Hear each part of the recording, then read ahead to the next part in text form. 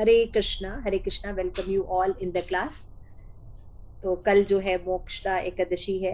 एकादशी तो नहीं है कल। कल कैसे है हमको भी समझ में नहीं आ रहा है कि कई जगह नहीं होगी, द्वादशी नहीं लगी है इसलिए एकादशी तो सैटरडे की है, लेकिन संडे की है सॉरी। और कल जो है भगवत गीता का जन्म हुआ था, बोली गई थी भगवत गीता। तो हमारा बड़ा सौभाग्य है कि आज हमें श्रील प्रभुपाद की ये बुक पढ़ने का मौका मिला है। तो श्रील प्रभुपाद की ये बुक हम पढ़ रहे हैं, श्रीमद् भगवत गीता अध्याय 6 ध्यान योग। नमो विष्णुपादाय कृष्ण प्रेष्ठाय भूतले श्रीमते लोकनाथ साई महाराज इति नामने। नमो विष्णुपादाय कृष्ण प्रेष्ठाय भूतले श्रीमते भक्ति वेदांत स्वामी इति नामने। नमस्ते सारस्वती देवी गौरवाणी प्रचारिणे निर्विशिष्ट शून्यवादे पाश्चात्य देश तारिणे। प्रेम से कहो जय श्री कृष्ण चैतन्य प्रभु नित्यानंद श्री अद्वैत गदाधरा शिवासति गौर भक्त वृंद। हरे कृष्ण कृष्ण कृष्ण हरे हरे, हरे राम राम राम हरे हरे। ग्रंथ राज भगवत गीता की जय, श्री प्रभुपाद की जय, निताई गौर प्रेमानंदे हरि हरि बोल।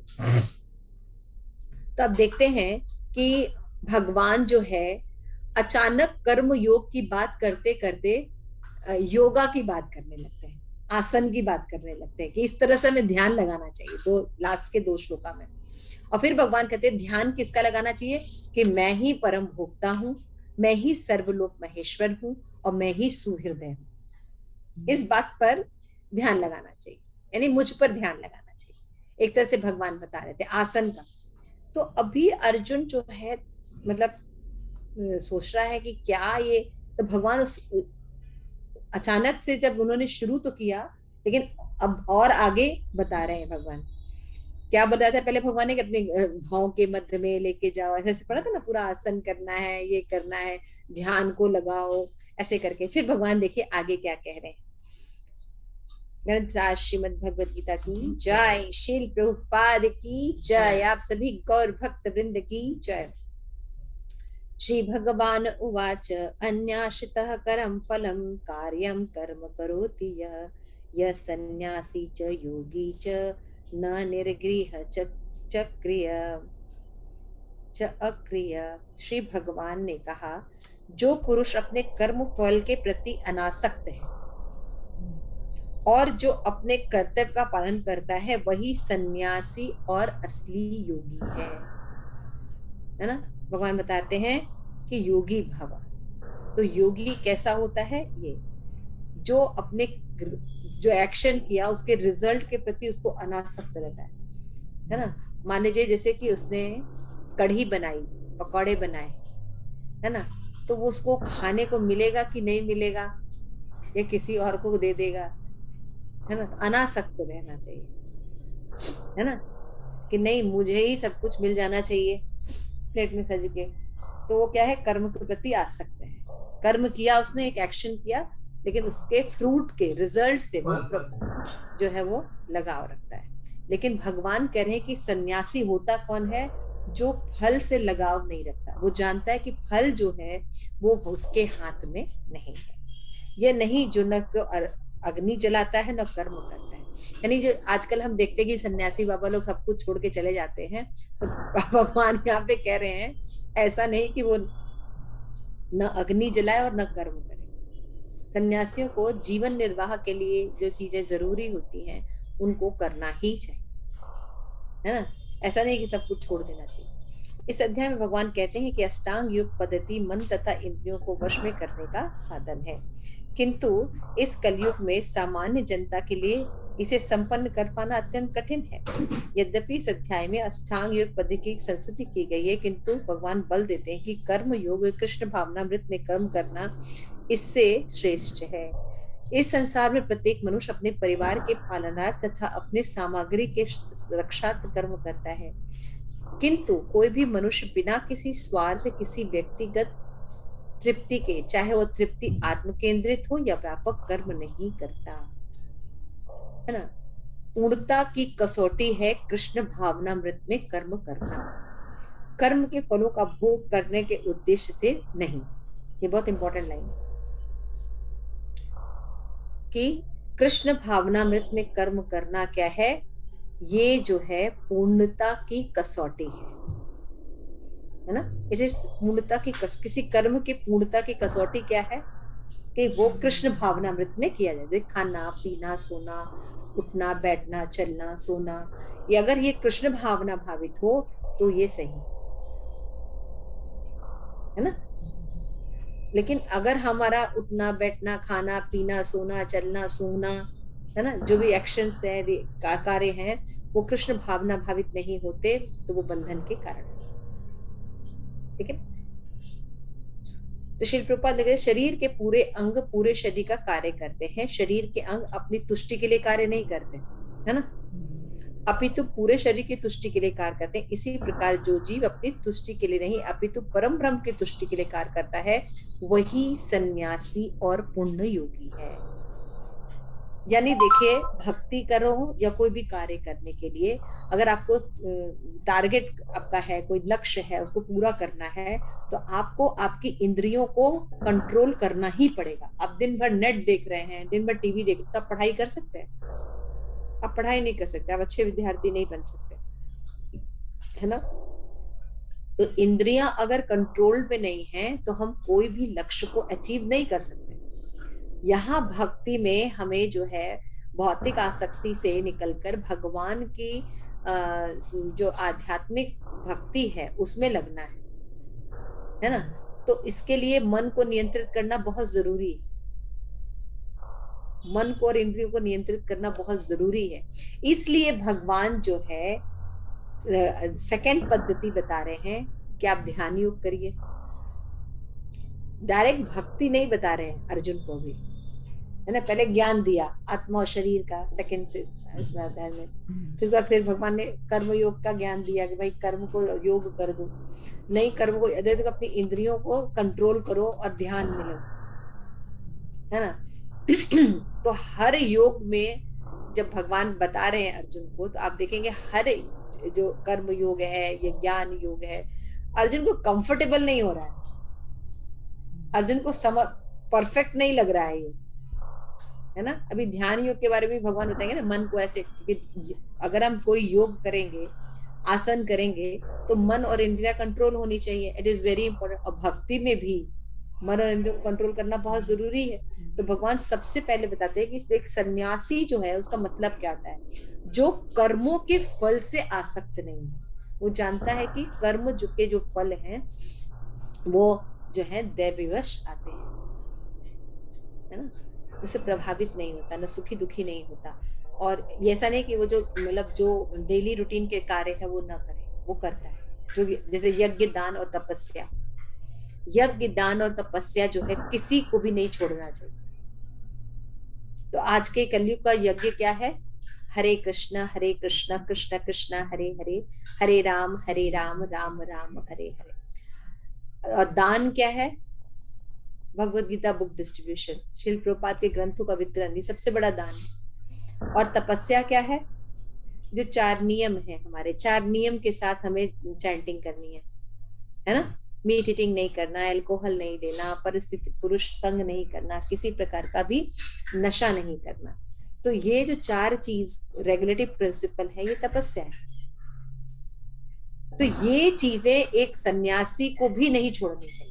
इसीलिए आप देखिए कि इस्कॉन में जो इतने बड़े बड़े सन्यासी हमारे गुरु महाराज लोग हैं, वो भी चैंटिंग करते हैं, वो भी 4 नियम, उनको जरूरत नहीं है, इनसे ऊपर उठ चुके हैं, लेकिन फिर भी वो इनका पालन करते हैं, चैंटिंग करते हैं, है ना।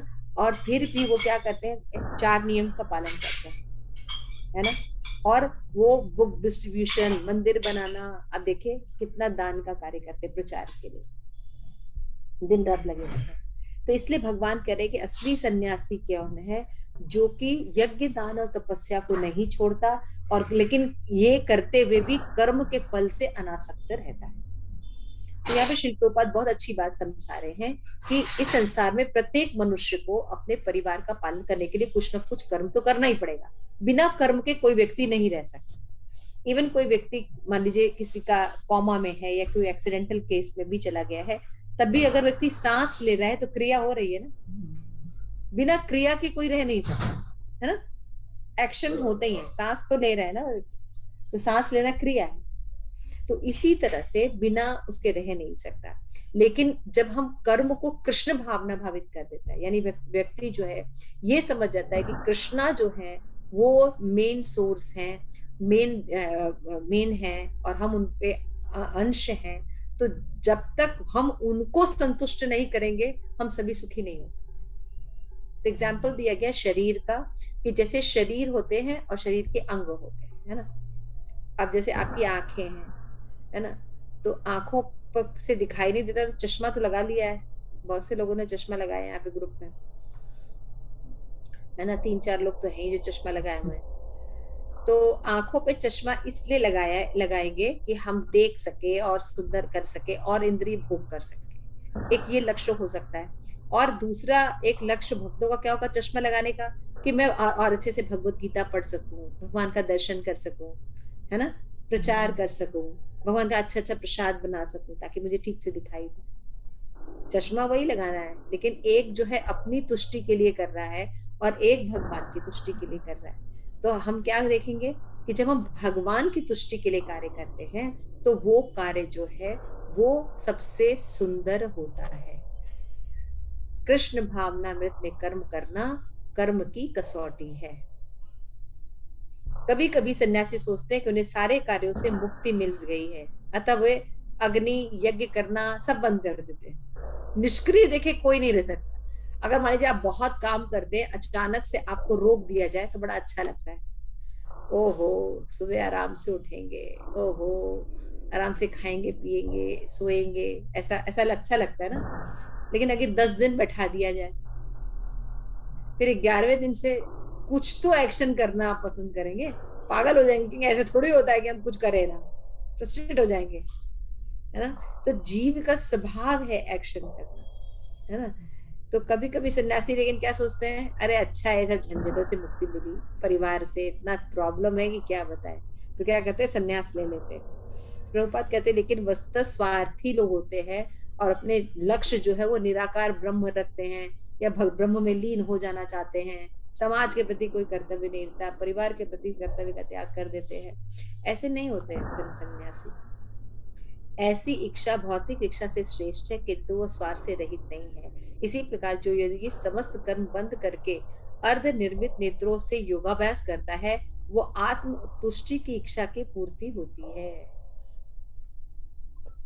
जो लोग सब कुछ छोड़ के योग में चले जाते हैं, बड़े बड़े जंगलों में जाके ध्यान करते हैं, तो प्रभुपाद यहाँ पे लिख रहे हैं कि वो अपना सेंस ग्रेटिफिकेशन करते हैं, अपनी तुष्टि चाहते हैं, भगवान की तुष्टि नहीं चाहते। तो यहाँ पे देखिए ऊपर लिखा हुआ था ना फर्स्ट में कि जो स्वार्थ होता है वो 2 तरह का होता है, एक होता है सेल्फ और एक होता है व्यापक। व्यापक का सेल्फ मतलब अपनी शरीर के लिए, अपने लिए, है ना, मैं सुंदर दिखूं, मैं ये देखूं, मैं मेरा मुझे कैसे तुष्टि मिलेगी, है ना, ये एप्पल है मेरे लिए है, ये फूल है मेरे लिए है ना, ये है मेरे भोग के लिए है। तो एक होता है सेल्फ सेंटर्ड और दूसरा होता है इसी शरीर के संबंधित लोगों को देखना, तो ये होता है व्यापक। मेरा, मैं भारत में पैदा हुआ इसलिए भारत महान है, मैं इस परिवार में हूं इसलिए ये परिवार जो है मेरा है, समझ रहे हैं। तो ये हुआ व्यापक स्वार्थ। एक होता है सेल्फ सेंटर स्वार्थ और एक होता है व्यापक स्वार्थ, शरीर से संबंधित लोगों के प्रति दृष्टिकोण, तो होता है व्यापक दृष्टिकोण। तो ये दोनों दृष्टिकोण क्या है, स्वार्थ होते हैं। समझ में आ रही बात, समझ में आ रही है गौरी, क्लियर हो रहा है। दो तरह के बात की, जब हम अपने बारे में बात करते हैं सोचते ना कि मुझे ये अच्छा लग रहा है, मेरा ये है, मेरा अपनी आत्मतुष्टि की बात करते हैं तो उसको सेल्फ सेटिस्फाइड कहते हैं। लेकिन हम क्या सोचते हैं कि जब हम देश के बारे में सोच रहे हैं, अपने घर के बारे में सोच रहे हैं, अपने परिवार के बारे में सोच रहे हैं, अपनी मदर के बारे में सोच रहे हैं, है ना, जब पाकिस्तान के बॉर्डर पे पहुंचते हैं तब याद आता है कि मेरा भारत महान है ना। तब वहां पे हम करते हैं ना भारत माता की जय। अरे आप राजस्थान में बैठ के करो ना, दिक्कत क्या है, भारत माता की जय। तो वहां नहीं याद आता है, हमको पाकिस्तान के बॉर्डर पर आएगा, बाघा बॉर्डर पर कि भारत माता की जय। उसी तरह से जैसे जब मुस्लिम लोग रहते हैं वो जब हिंदुओं के पास से गुजरते हैं तभी उनको अल्लाह मौला सबकी याद आती है।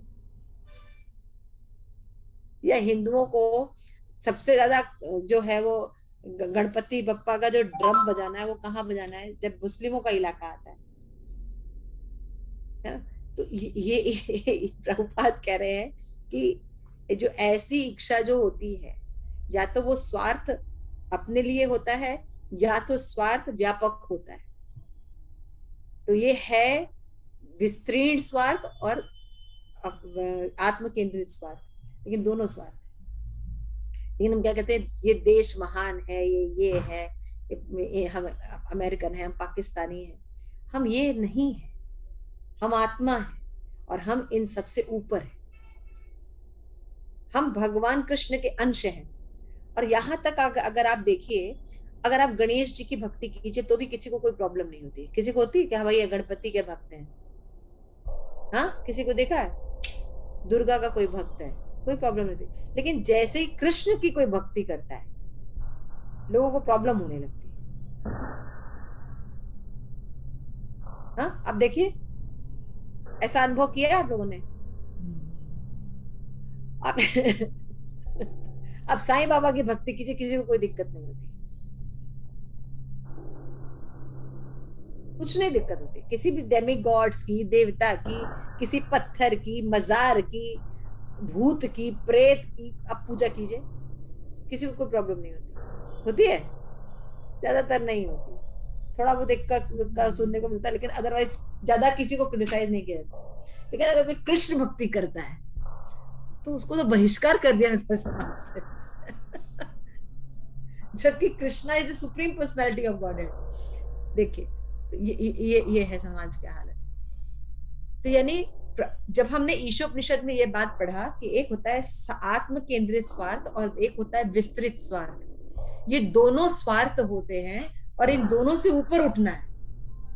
लेकिन हम क्या सोचते हैं कि हम अपने, ये स्वार्थ होता है, लेकिन हम अपने माता पिता के बारे में सोचते हैं वही सब कुछ है, अपने पत्नी के बारे में, अपने परिवार के बारे में सोचते हैं, तो ये गलत नहीं है।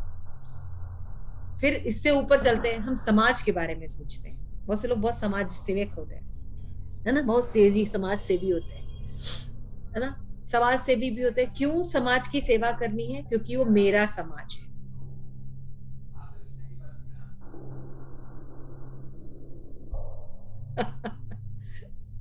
है ना, आप देखिए जो दान देते हैं वो कितना नाम लिखाते हैं, है ना, मैंने दान दिया। और जो लोग नाम नहीं भी लिखाते लेकिन दावे बहुत रहते, मैंने इसका ये हेल्प किया था, है ना, पॉलिसी को। उसी तरह से जब उसके बाद अपना, अपने माता पिता के आगे समाज, समाज से आगे बहुत से लोग जो राष्ट्र की बात करते हैं कि ये देश हमारा है ना, ये देश, ये वो देश हमारा है जिस देश में गंगा बहती है ना।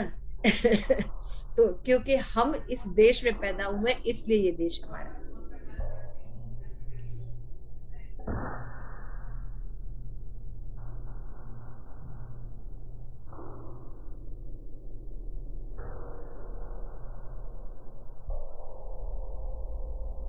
हरे कृष्णा। अभी आवाज आ रही है मेरी? ठीक है रही? तो दो तरह के यहाँ पे स्वार्थ का वर्णन किया गया है। भगवान कह के प्रभुपाद ने शास्त्र के हिसाब से बताया, आत्म केंद्रित भी स्वार्थ होता है, लेकिन शरीर से रिलेटेड भी जो हम कंसर्न शो करते हैं, स्वार्थ शो करते हैं, वो भी भौतिकी होता है। तो कोई खास फर्क नहीं होता है। ये दोनों स्वार्थ आपको इसी जगत में रखेंगे। जब इन दोनों से ऊपर उठकर हम भगवान की संतुष्टि का ख्याल रखेंगे, ट्रांसेंडेंटल होंगे, तभी वो चीजें जो है मुक्ति का कारण बनेंगी। तो जनरली लोग सन्यास के क्या सोचते हैं, क्योंकि इतने फ्रस्ट्रेटेड हो जाते हैं गृहस्थ लाइफ में, बच्चे सुन रहे हैं, अभी भी कहना मानती नहीं है। तो क्या करो, सब कुछ छोड़ दो और कहाँ चलेंगे? हरिद्वार जाएंगे। क्या करेंगे? योगी बनेंगे और ध्यान केंद्रित करेंगे। तो प्रभुपाद कह रहे हैं जो ध्यान केंद्रित कर रहे हैं, भावों के मध्य में लेके या ऐसे ऐसे सांस प्रश्वास कर रहे हैं, प्रभुपाद क्या कह रहे हैं कि ये जो चीजें हैं ये भी स्वार्थ है, क्योंकि वो आत्मतुष्टि चाहते हैं, भगवान के बारे में कोई रियलाइजेशन नहीं चाहते। उनको ब्रह्म रियलाइजेशन होती है कि भगवान एक प्रकाश है, और क्योंकि भगवान इतना दुख है मुझे उठा लो। सुना है ये डायलॉग गौरी? भगवान इतना दुख है मुझे संसार से उठा लो, अब मैं तुम में जाके मिल जाऊंगा, मुझे अपने पास बुलाओ। सुना भी है माता जी, आज से कुछ साल पहले शायद बोला भी होगा। भैया उठा लो, क्यों रोक रखा है यहाँ पे। क्यों रोक रखा है? इतना दुख भगवान मुझे उठा, क्या करो अपने पास में। तो प्रभुपाद कह रहे हैं कि योगी की तन संतुष्टि यही होती है, यही लक्ष्य, सिद्धियां प्राप्त करना या तो भगवान में जाके ब्रह्म में लीन हो जाना। ये दोनों आत्मतुष्टि होती है, मुझे अच्छा लगे। लेकिन भक्त ये नहीं सोचता कि मुझे अच्छा लगे, उसको 4 बजे उठना अच्छा नहीं लगता, स्नान करना अच्छा नहीं लगता, लेकिन क्योंकि भगवान को पसंद है ये तपस्या, इसलिए वो करता है। हरे कृष्ण महामंत्र जपना किसको अच्छा लगता है? किसी को, किसी भी भौतिक लोगों को अच्छा नहीं लगता, लेकिन क्योंकि भगवान को प्रसन्न है तो जाने या ना जाने हम शुरू कर देते हैं। हर चीज भगवान को भोग लगा के खाना, है ना, कितना डिफिकल्ट टास्क है। तुरंत मुंह में जाता है ना। तो भगवान को जब हम भोग लगा के खा रहे हैं तो हमें पसंद नहीं है, लेकिन भगवान को ये चीज है, माखन पसंद है या भगवान को कोई और चीज पसंद है, तो हम उनकी प्रसन्नता के लिए वो चीज बनाते हैं। तो ये आत्मतुष्टि नहीं है, ये भगवत प्रीति है, ये स्वार्थ नहीं है, ये परमार्थ है। कृष्ण भावना भावित व्यक्ति को कभी भी आत्मतुष्टि की इच्छा नहीं होती है, प्रभुपाद कह रहे हैं। फिर बता रहे हैं उसका एकमात्र लक्ष्य कृष्ण को प्रसन्न करना। उसने शास्त्र में पढ़ा, भगवान ने बोला पत्रम पुष्पम फलम तोयम यो मे भक्त्या प्रयच्छति, भगवत गीता में भगवान ने कहा है। तो उनको क्या पसंद है? जो प्रेम पूर्वक पत्रम पुष्पम फलम और तोयम यानी पानी, पुष्प, पत्र, पानी और जल, अगर कोई प्रेम से ऑफर करता है तो मैं उसको स्वीकार करता हूँ। यानी भगवान क्या करे, मैं ये खाता हूँ, यानी शाकाहारी हूँ। नहीं तो भगवान, जैसे गुरु महाराज बोलते अंडम मटनम चिकनम भरा, भगवान मेंशन करते। भगवान ने मेंशन किया है कि उनको क्या खाना। महाराज हमेशा ये बात बोलते हैं, सुना है आप लोगों ने लेक्चर में, महाराज बोलते हैं तो भगवान को खाना दो तो वो बोलता थे, तो भगवान ने कहा नहीं।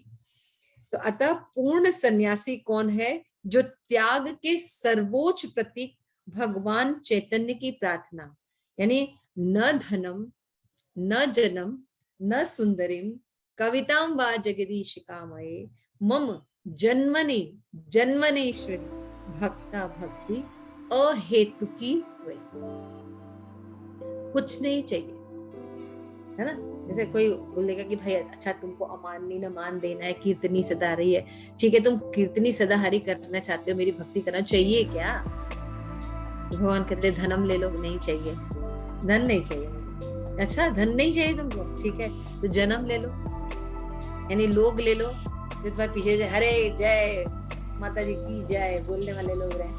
जन्म ले लो, जना ले लो, नहीं नहीं वो भी जन भी नहीं चाहिए, लोग भी नहीं चाहिए। अच्छा सुंदर स्त्री ले लो, है ना, नहीं वो भी नहीं चाहिए। कविताम्बा जगदीश कामये, या तुमको बहुत अगर रमण करने की इच्छा है तो वो कुछ उसमें से कुछ मांग लो। भगवान कहते, वो भक्त कहता मुझे ये भी नहीं चाहिए, चैतन्य महाप्रभु कहते हैं ये भी नहीं चाहिए। तो चाहिए क्या?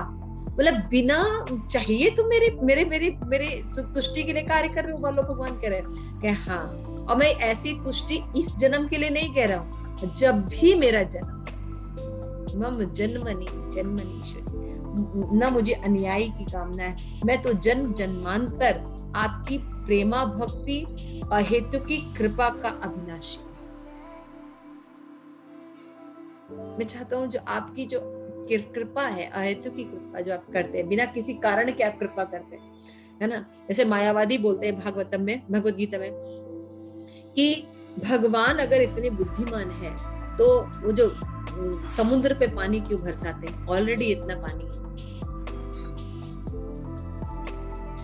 है ना। थ्योरी देते हैं ना, मायावादी फिलॉसफी। भगवान के पास बुद्धि है नहीं, है ना, जहाँ जरूरत नहीं है वहां भी पानी, मतलब समुद्र तो भरा हुआ है तो पानी बरसाने, अरे इंटेलिजेंट होना चाहिए, जहाँ पानी की जरूरत नहीं है वहां देना चाहिए। लेकिन भगवान तो जब बारिश करते सब जगह देते, तो वैष्णव इसी फिलॉसफी को बोलते हैं कि आपको लगता है कि भगवान मूर्ख है, मुझे तो लगता है कि भगवान कितने उदार है, जरूरत नहीं है उसको भी देते हैं।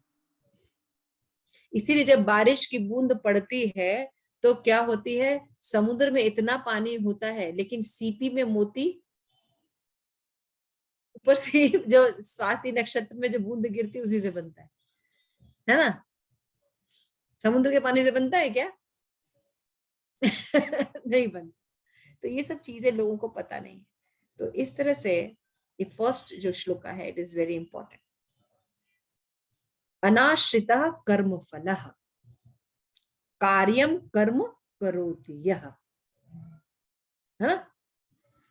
कार्यम कर्म करोति यः, जो कर्तव्य करता है, कैसे? अनाश्रित कर्म फल, कर्म फलों को बिना आसक्त हुए, और केवल क्या करता है? कर्तव्य का पालन करता है। कार्य किस लिए करता है? कर्तव्य पालन के लिए। आसक्ति इसलिए नहीं, मेरा परिवार है इसलिए पालन नहीं करता, भगवान। समझ रहे हैं आप? तो सन्यास का मतलब केवल वो वस्त्र पहन के जंगल जाना नहीं है। सन्यास का मतलब है ये समझना सब कुछ कृष्ण का है, ये शरीर भगवान का है, शरीर के संबंधित जो लोग हैं ये भी भगवान के हैं, इसलिए हमें सबको भगवान की सेवा में लगाना, ये सन्यास। तो वो व्यक्ति क्या होगा? कर्म के फल से कभी भी आसक्त नहीं। ठीक है? किसी का कोई प्रश्न है इसमें?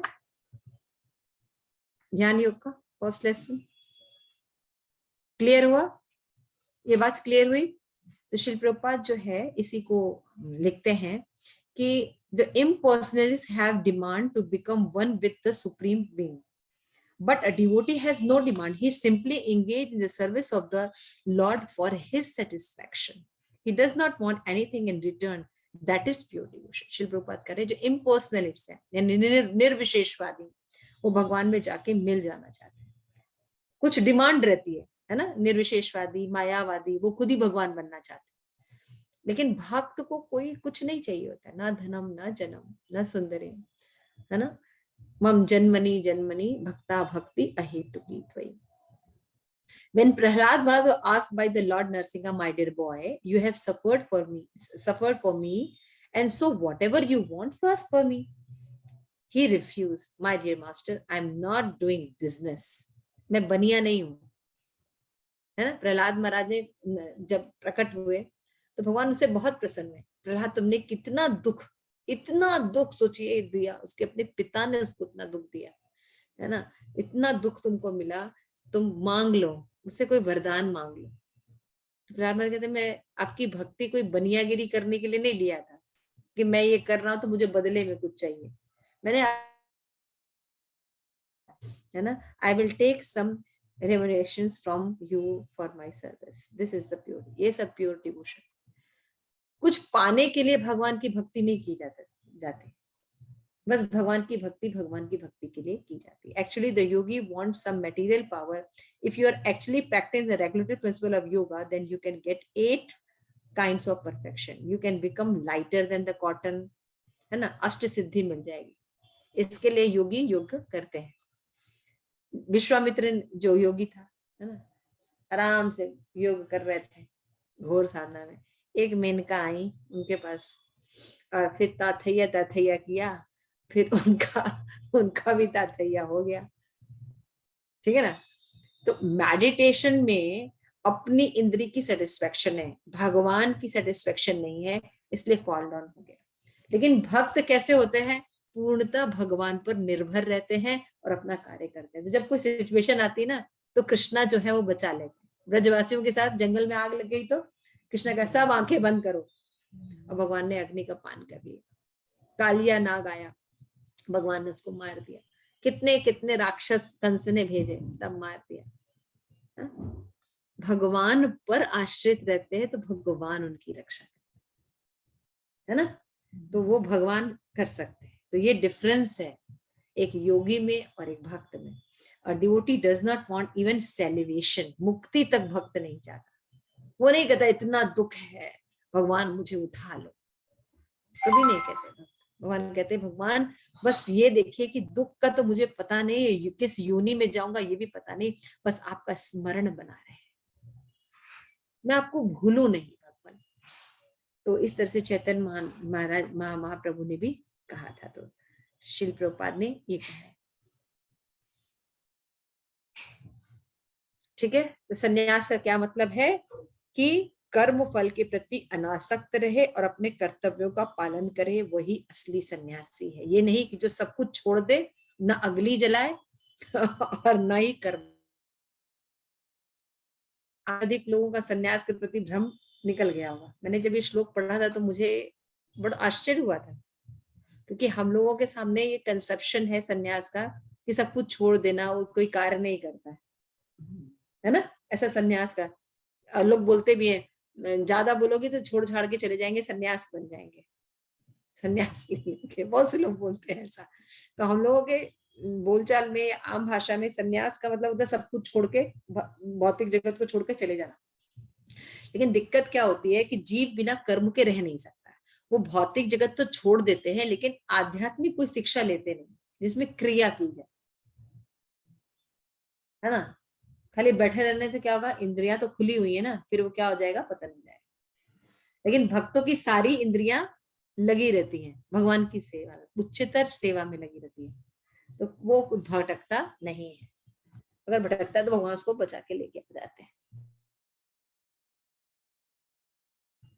ठीक है, किसी का कोई प्रश्न या कोई टीका टिप्पणी? रिकॉर्डिंग